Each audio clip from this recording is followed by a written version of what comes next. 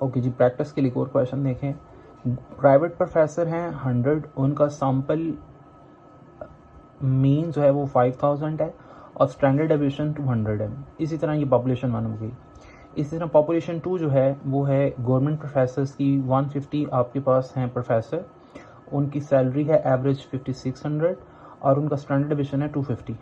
अब यहाँ पर H1 की वैल्यू, क्योंकि टेस्ट की बात हो रही है ना, कहते हैं कि average salary of government teacher and the salary of private teachers, इन दोनों का जो फ़र्क है आपने हमेशा फ़र्क के साथ ही लेके चलना, तो ये बड़ी इंपॉर्टेंट चीज़ है। कहीं पर भी इनका प्लस वाला क्वेश्चन नहीं आएगा, हमेशा डिफरेंस के साथ ही क्वेश्चन आएगा। इनका जो डिफरेंस है वो मोर देन 500 आना चाहिए, यानी कि आपके पास जो गवर्नमेंट प्रोफेसर हैं उनकी एवरेज और उसकी जो आपके पास प्राइवेट प्रोफेसर हैं उनकी एवरेज माइनस करें तो आंसर मिनिमम 500 आना चाहिए और इससे मोर आना चाहिए। कम से कम 500 या 500 से ज़्यादा भी हो सकता है। मिसाल के तौर पे अगर गवर्नमेंट प्रोफेसर की एवरेज 500 है तो इनकी मिनिमम जितनी है वो कितनी होनी चाहिए, 450 होनी चाहिए, ताकि कम से कम 500 या 500 से ज़्यादा आपके पास आए। बाकी सारा प्रोसेस सेम है।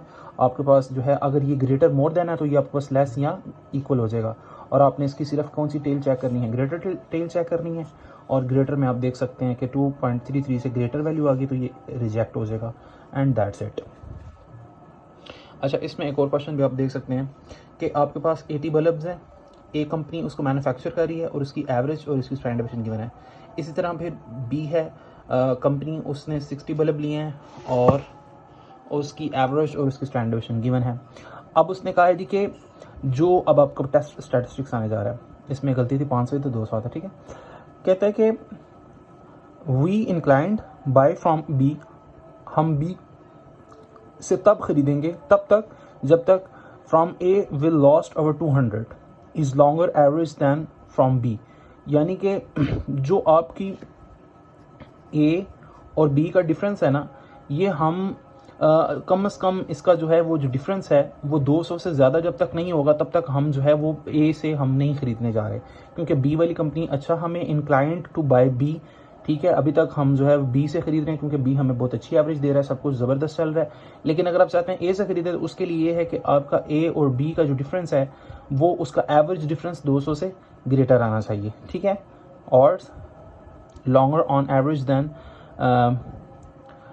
ये, ठीक है, विल लॉस 200 लॉन्गर, यानी कि इससे 200 से ज़्यादा होना चाहिए, ठीक है, कम से कम 200 से ज़्यादा होना चाहिए। और फिर उसका उल्ट जो है वो लेस इक्वल 200, बाकी सारा प्रोसेस उसका सेम चलेगा। इसी तरह आप इसमें देख सकते हैं कि पॉपुलेशन का कोई डाटा गिवन नहीं है, तो फॉर दैट रीज़न आप स्टैंडर्ड डेविएशन का यूज़ करेंगे सैम्पल का, और उसमें n की वैल्यूज़ आप देख सकते हैं 30 से ग्रेटर है, सो इसलिए आपके पास जी टेस्ट ही लगेगा।